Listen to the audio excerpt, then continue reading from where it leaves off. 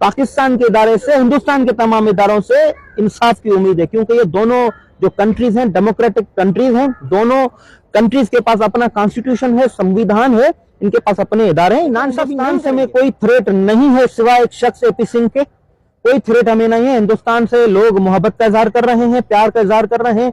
वो हमें इतना कह रहे हैं कि हम एयरपोर्ट पर जब आप लैंड करेंगे आप पर फूलों की जा सकती है। हमारे भाई हैं, हिंदुस्तान के काबिल वकला हमारे भाई हैं, हम उनकी खिदमत जरूर लेंगे, उनको साथ लेंगे, हम पैनल बनाएंगे, हमारे साथ होंगे तमाम वकला, हम एक टीम है और इंशाल्लाह हमारे साथ होंगे। हम थोड़ा सा लीगल पॉइंट की तरफ जाते हैं, हम गुलाम हैदर की तरफ। जैसे आप बता रहे थे कि काफी स्ट्रेस में है, जाहिर है वो अब उनकी गुफ्तगू से भी लगता है कि काफी वो परेशान है।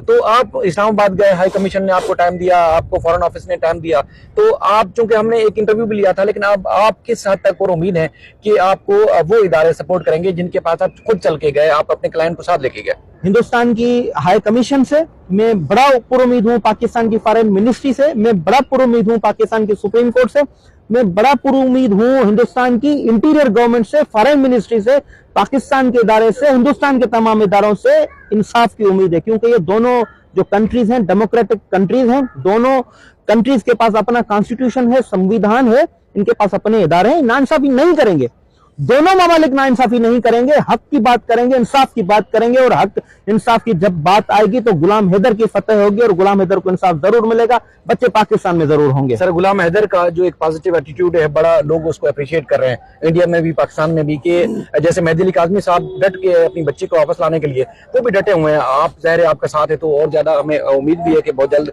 वो कामयाब भी हो जाएंगे।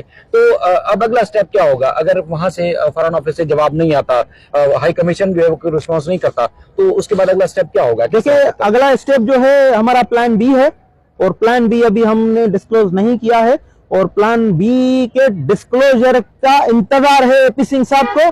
प्लान बी के डिस्क्लोजर का इंतजार है एपी सिंह, सीमा हैदर के सपोर्टर्स को।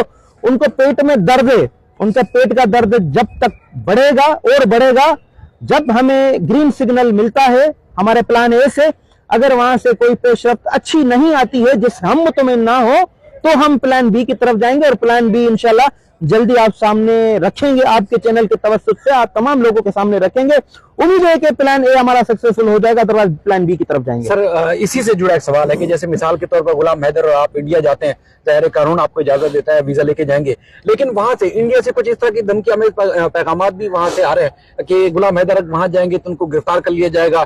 तो क्या कोई हुकूमत जिसको वीजा वो जारी करती है, तो वहां की पुलिस उसको गिरफ्तार कर सकती है, और गिरफ्तार करेगी तो किस कानून में गिरफ्तार? देखिए, हिंदुस्तान से हमें कोई थ्रेट नहीं है सिवाय एक शख्स एपी सिंह के, कोई थ्रेट हमें नहीं है। हिंदुस्तान से लोग मोहब्बत का इजहार कर रहे हैं, प्यार का इजहार कर रहे हैं। वो हमें इतना कह रहे हैं कि हम एयरपोर्ट पर जब आप लैंड करेंगे आप पर फूलों के निछावर करेंगे। हमें कोई थ्रेट नहीं है, सिर्फ एक एपी सिंह साहब थ्रेट कर रहा है गुलाम हैदर को, गिरफ्तार करवाऊंगा, आप पर अटैक करवाऊंगा, आपको किडनैप कराऊंगा एक्सेट्रा, लेकिन डरने की कोई बात नहीं है, क्योंकि हिंदुस्तान के आईन का, हिंदुस्तान के संविधान का आर्टिकल 21 गुलाम हैदर को प्रोटेक्ट करता है, आर्टिकल 9 पाकिस्तान को प्रोटेक्ट करता है। भले ही हम पाकिस्तानी हो, हिंदुस्तान में मौजूद हो, लेकिन हमारी हाई कमीशन हिंदुस्तान में मौजूद है, वो हमें प्रोटेक्ट करने के लिए मौजूद है। वो बात करेगी हिंदुस्तान की फॉरेन मिनिस्ट्री से, लेकिन हमारे हिंदुस्तान के इंटीरियर डिपार्टमेंट में, इंटीरियर मिनिस्ट्री में और इंडिया के तमाम जितने भी डिपार्टमेंट से हमें उन पर पूरा यकीन है, वो हमें प्रोटेक्ट करेंगे, हिंदुस्तानी भी प्रोटेक्ट करेंगे। सर, आपसे आपकी मौजूदगी का फायदा उठाते हैं, बहुत सारे वकला वहां से खिदमात देने की पेशकश करते हैं कि आपको आने की जरूरत नहीं है, गुलाम हैदर को आने की जरूरत नहीं है, आप पावर ऑफ अटॉर्नी दें और उसके बाद केस हम फाइट करेंगे, प्रोसिक्यूशन हम लड़ेंगे और आपके बच्चे आपको वापस दिलाएंगे। तो क्या ऐसा चांस है या बिल्कुल उस बारे में आप सोच नहीं रहे? देखिए, खिदमत ली जा सकती है, हमारे भाई है हिंदुस्तान के काबिल वकला हमारे भाई हैं, हम उनकी खिदमत जरूर लेंगे, उनको साथ लेंगे, हम पैनल बनाएंगे, हमारे साथ होंगे तमाम वकला, हम एक टीम है और इंशाल्लाह हमारे साथ होंगे, मिलकर काम करेंगे। आने वाले दिनों में इंशाल्लाह हम मिलकर काम करेंगे। हिंदुस्तान के काबिल वकला जितने भी हैं, लर्नेड वकला हमारे साथ होंगे, हमारे हमसे राब्ते में हैं, इंशाल्लाह हम साथ काम करेंगे। सर, एक और सवाल, गुलाम हैदर पॉजिटिव है, मुसलसल सीमा को पैगाम दे रहा है, और ऐसा लग रहा है कि वो शायद ही जो है सिंध में कोई ऐसा बंदा जिसके बारे में सीमा ने इस तरह की मुहिम चलाई हो, उसको खराब करने की कोशिश की हो, यानी कि तज़हीक आमेज़ गुफ्तगू की हो, और वो बंदा यहाँ से पॉजिटिव मैसेज दे रहा हो, तो गुलाम हैदर के मैसेजेस और वहां से जो रिएक्शन आ रहा है उसमें कानूनी तौर पर, इखलाकी तौर पर, शरई तौर पर पाकिस्तान के और इंडिया के जो, यानी कि मुस्लिम और हिंदू तरीकाकार से देखा जाए, तो उसको आप किस नजर से देखते हैं? देखिए वो इल्जाम तो सीमा लगा रही है, ये पॉजिटिव रेस्पॉन्स दे रहा है, वहां से नेगेटिव रेस्पॉन्स आ रहा है, वो स्क्रिप्ट राइटर उसका एपी सिंह साहब है।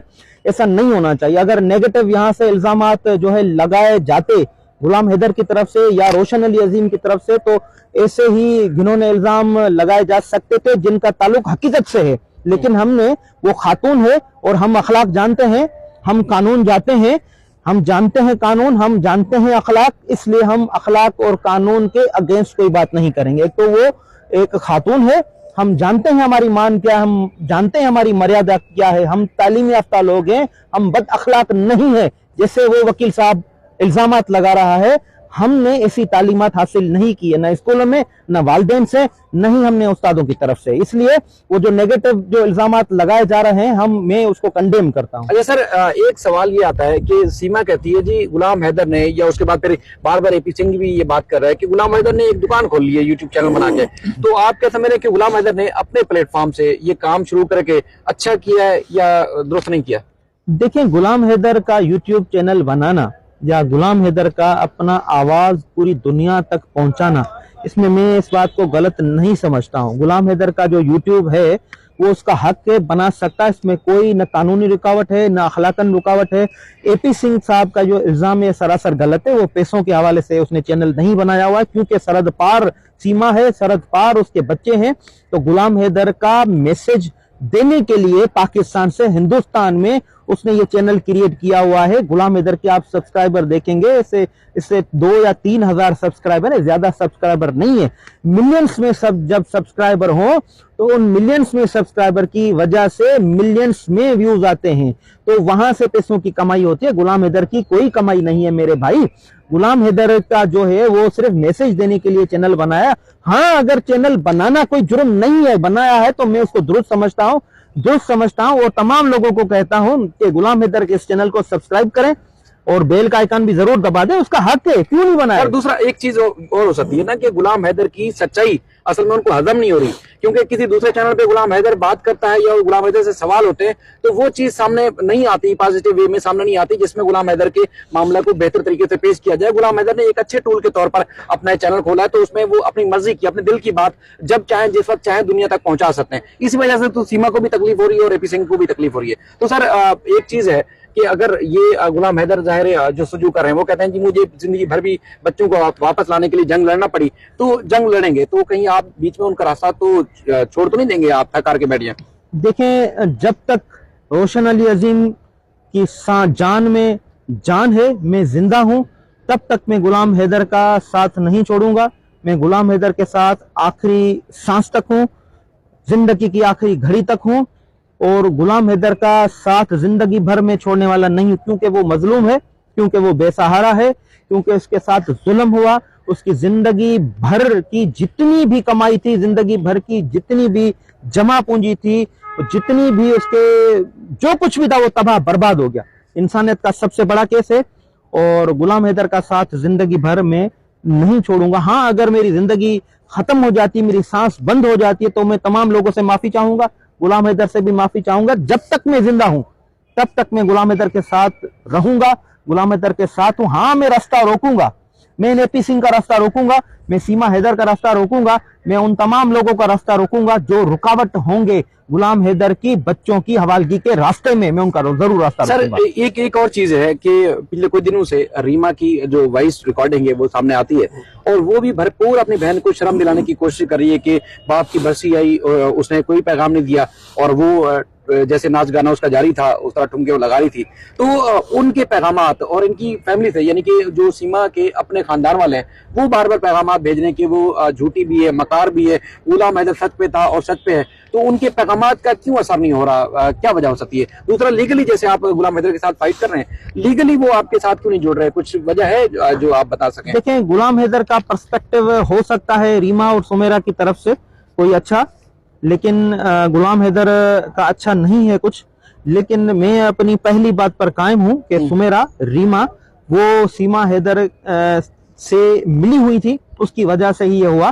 तो इसीलिए ही सीमा को ये असर नहीं हो रहा है, क्योंकि सीमा को पता है कि रीमा को पता था, सीमा को पता था और सुमेरा को पता था, इन तीनों को पता था। दैट्स वाई ये जो है इस पर कोई असर नहीं हो रहा है। मैं इस बात पर कायम हूं